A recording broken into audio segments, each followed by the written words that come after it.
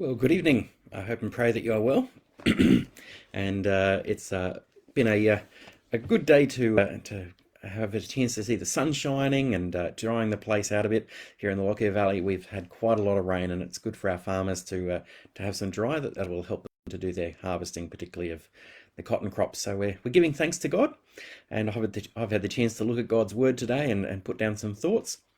And my message today will be focused on Genesis chapter 20 and 21. So I'm going to read for you the whole of those two chapters. Again, a little bit of a longer reading, but it's trying to put it into a larger context. Now Abraham moved on from there into the region of the Negev and lived between Kadesh and Shur. For a while he stayed in Gerar, and there Abraham said to his wife Sarah, "She is my sister." Said of his wife Sarah, "She is my sister." Then Abimelech, king of Gerar, sent for Sarah and took her.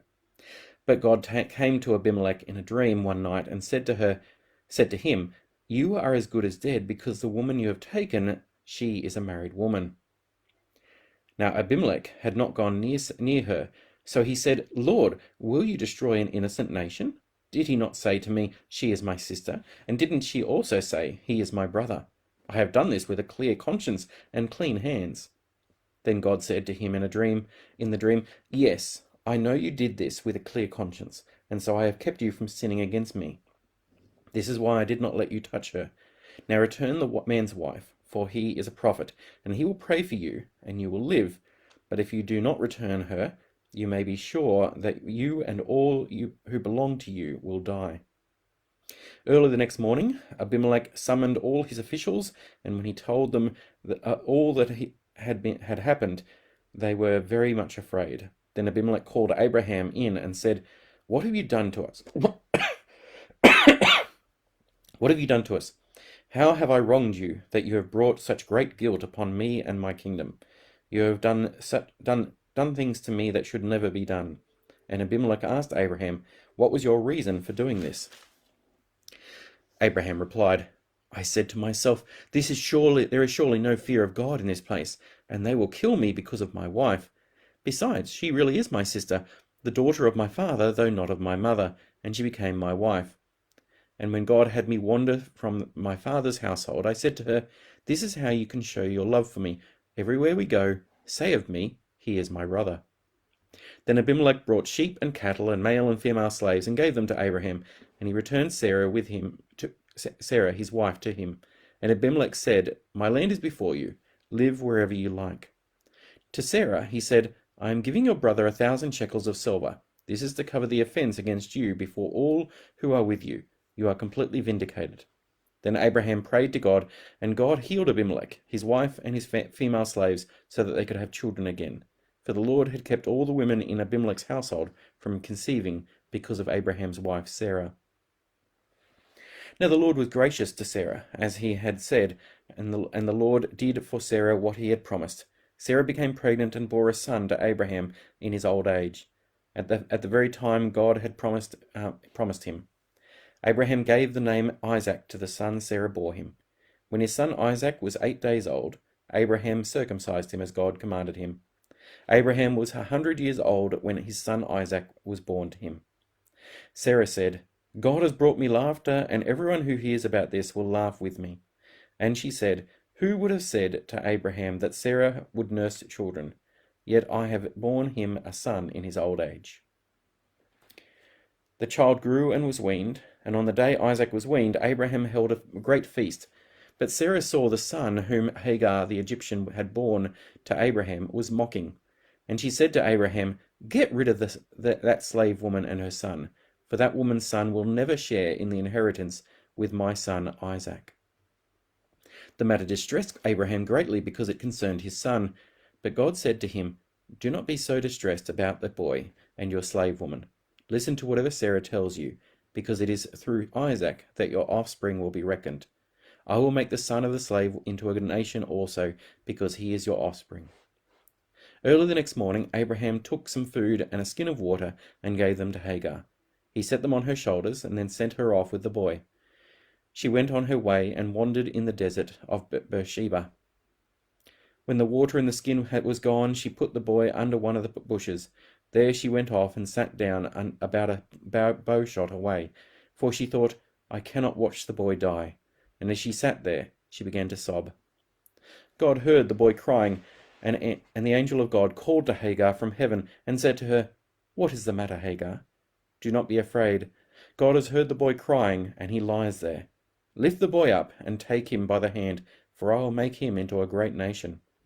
Then God opened her eyes, and she saw a well of water. So she went and filled the skin with water and gave the boy a drink. God was with the boy as he grew up. He lived in the desert and became an archer. While he was living in the desert of Paran, his mother got a wife for him from Egypt. At that time, Abimelech and Phicol, the commander of his forces, said to Abraham, God is with you in everything you do. Now swear to me before God that you will not deal falsely with me, or my children, or my descendants. Show to me and the country where you now reside as a foreigner the same kindness I have shown to you. Abraham said, I swear it. Then Abraham complained to Abimelech about a well of water that Abimelech's servants had seized. But Abimelech said, I didn't know who has done this. You did not tell me what I heard about it only today. So Abraham brought sheep and cattle and gave them to Abimelech, and the two men made a treaty. Abraham set apart 7 ewe lambs from the flock, and Abimelech asked Abraham, What is the meaning of these 7 ewe lambs you have set apart by themselves? He replied, Accept these 7 lambs from my hand as a witness that I dug this well. So that place was called Beersheba, because the 2 men swore an oath there. After the treaty had been made at Beersheba, Abimelech and Phicol, the commander of his forces, returned to the land of the Philistines. Abraham planted a tamarisk tree in Beersheba, and there he called on the name of the Lord, the eternal God. Abraham stayed in the land of the Philistines for a long time. And this is the word of the Lord.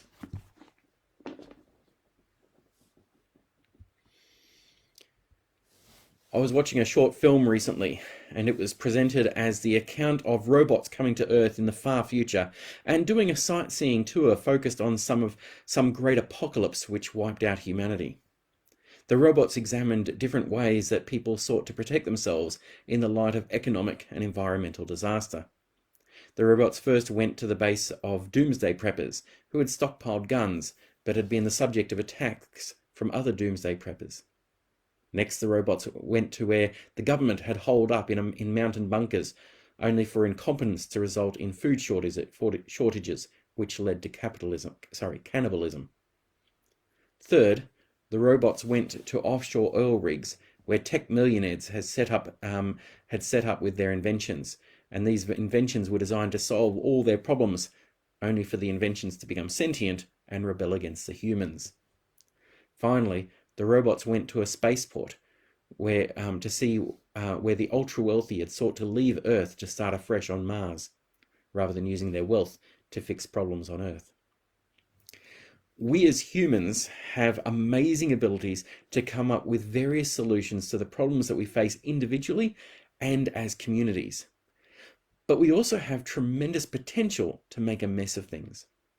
Humans like to think that we're in charge of our own destinies, but this view finds its counter in the biblical understanding that God is sovereign. Now, we're looking at the whole of chapter 20 and 21 because they form a unit marked off by Abimelech's involvement at the start and at the end. In these 2 chapters, we see that despite the failure of people who perhaps didn't know any better, as well as the failure of people who really should have known better, God is bringing his plans to pass and fulfilling the promises which he has made. Chapter 20 starts with Abraham down in the south of the promised land, in the Negev, and Abraham again presenting Sarah as if she is his sister rather than his wife.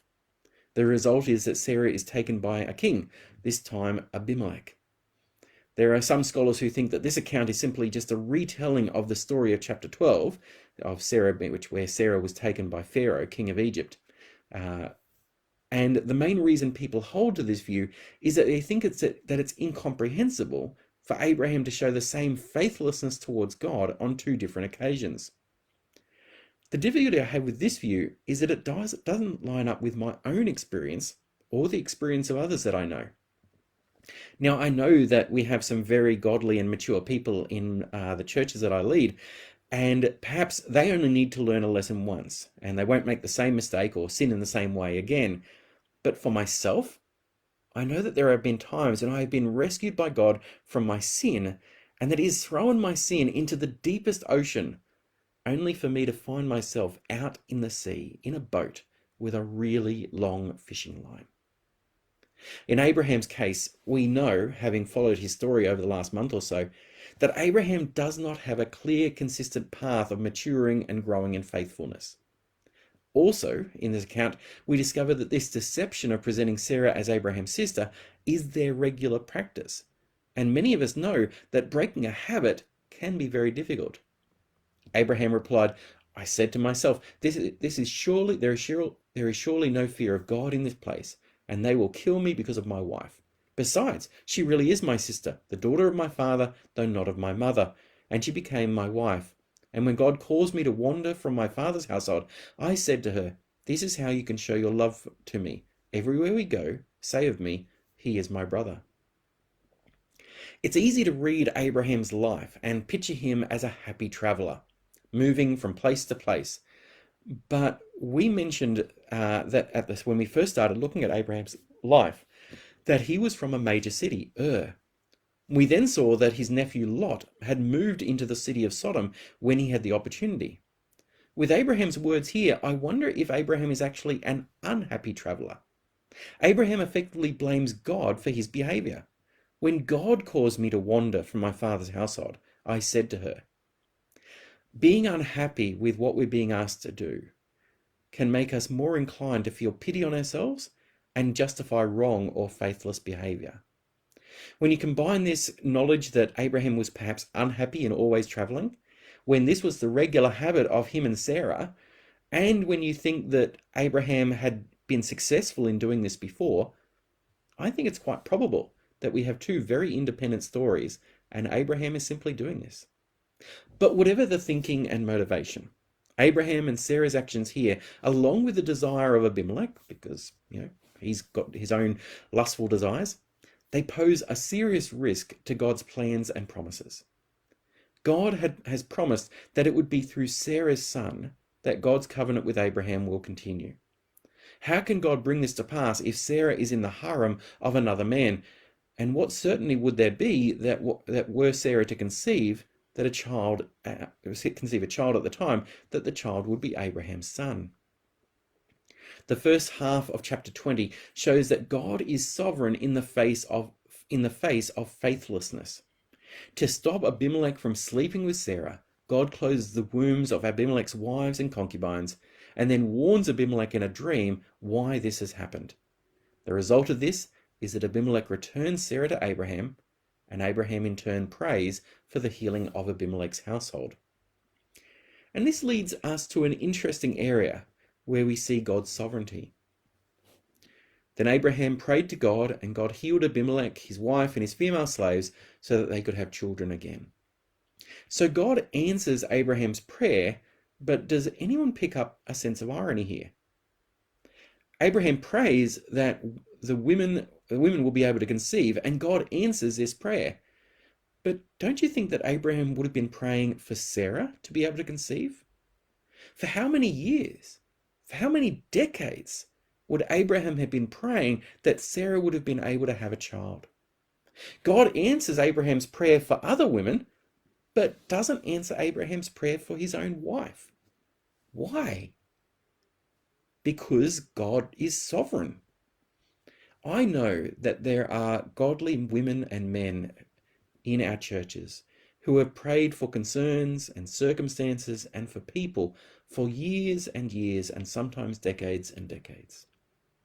Despite continuing to ask, to seek and to knock, prayers have remained unanswered, or at least unanswered in the way which we would like. I am all too aware of people's prayers for children or for a spouse who doesn't know the Lord, that God would bring these loved ones to himself, and yet these people who are so precious to us remain distant from God. We struggle with this. We wonder if there is something wrong with us or our prayers as to the reason why our prayers remain unanswered. The example of Abraham is one where we can see God answering the prayers of a person who has just shown himself to be quite unfaithful and very flawed. And yet God also didn't answer the prayers of the same person, and that was at times when Abraham had acted faithfully. In light of the example of Abraham, and from what we read elsewhere in Scripture, for those who struggle with unanswered prayers, I would like to give you an assurance, an encouragement, and also a challenge.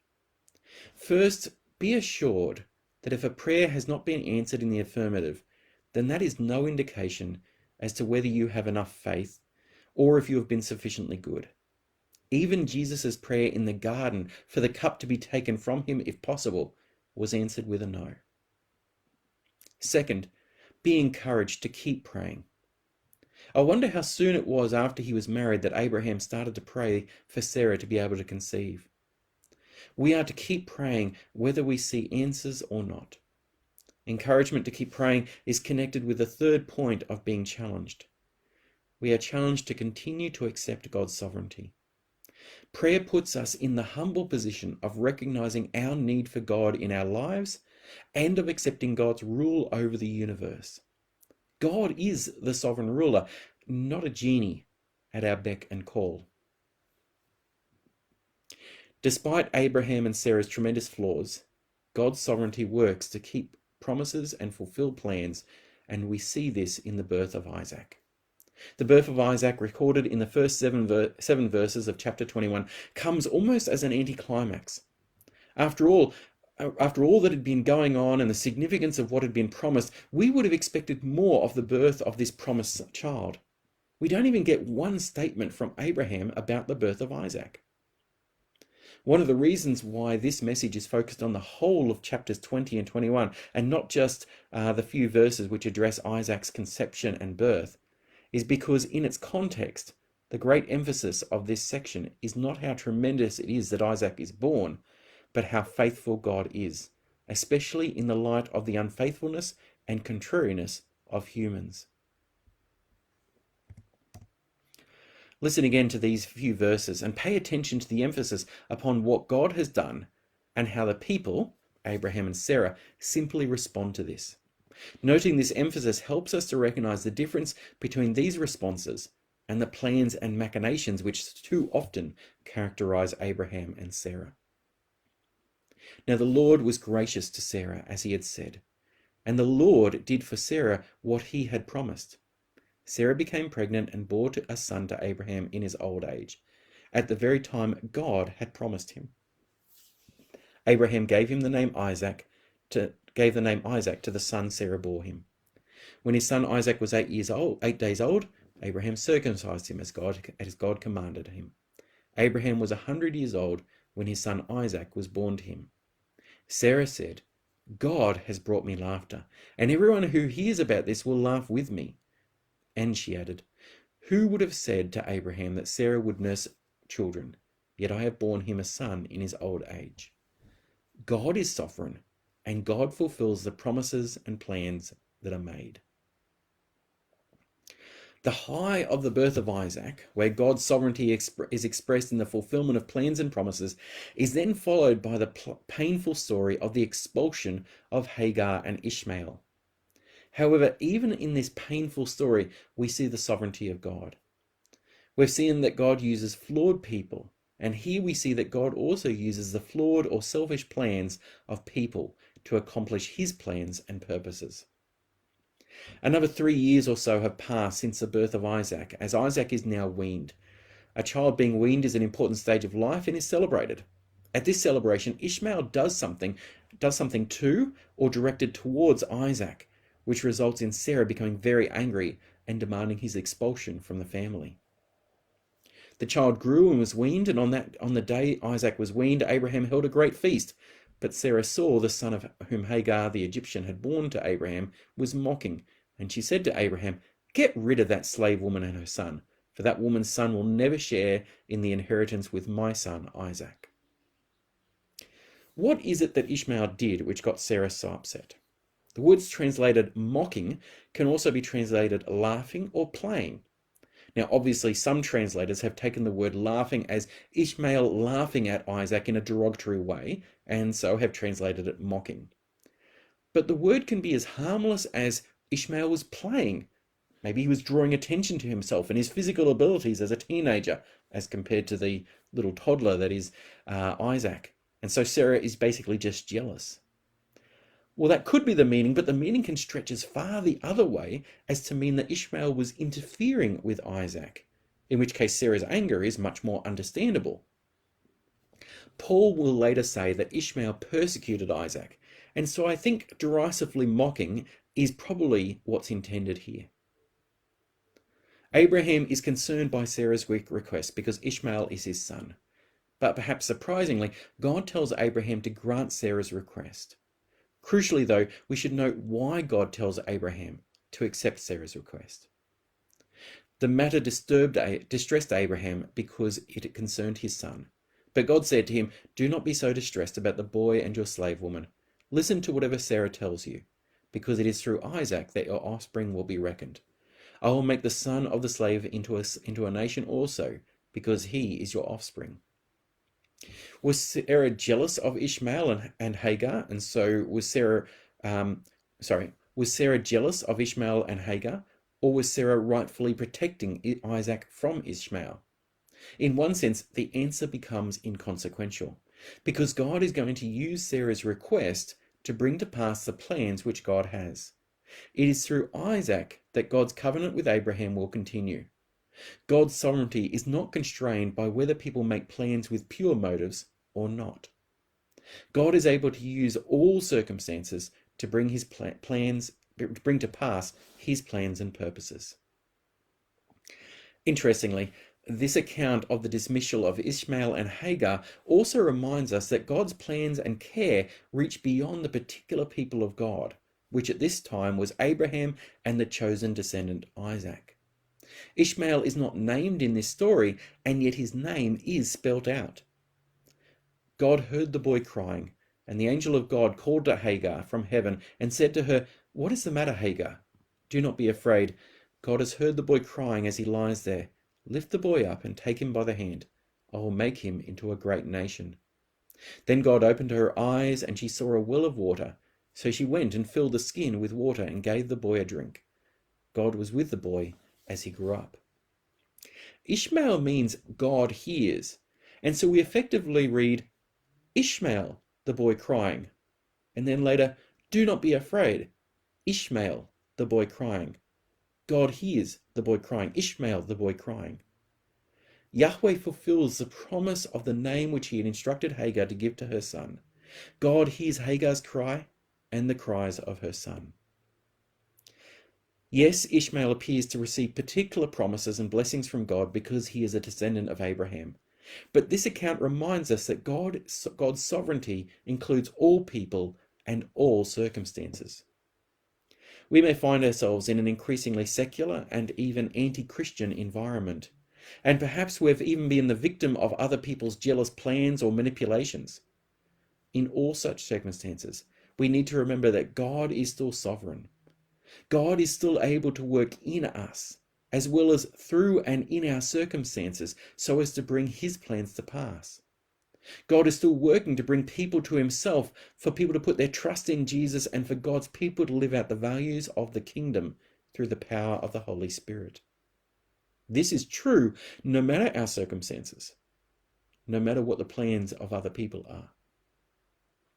In conclusion, the acceptance of God's sovereignty is not some fatalism of just accepting things which befall us as if by blind chance, or at the whim of some capricious gods. Accepting God's sovereignty will mean that we don't become doomsday preppers fighting off others. We don't see governments as providing us with all the answers. We don't think that technology will solve all the world's problems. And we know that we carry the faults of humanity within us, and so it won't matter on what planet we're living on. The challenge to accept God's sovereignty is the challenge to accept God's verdict upon the world and the solution which God has provided for us. Accepting this verdict will mean that we work with God, under God's sovereignty, to see the message of Jesus and God's kingdom shared as far and as wide as possible. Accepting God's sovereignty will also mean that we're driven to prayer because we recognize that God is the one with the power and authority to bring things to pass, and we are to line up with God's will. This doesn't lead to fatalism, but rather a hope and even a humble confidence. We don't just know about a sovereign God, but this sovereign God knows us personally and invites us to know him personally too. And for all his faults and failings, knowing God personally was Abraham's experience. Well, I thank you for joining me this evening, and I pray that knowing God personally is your experience too. It is something that we receive, and it's something that we walk out the truth of. Amen.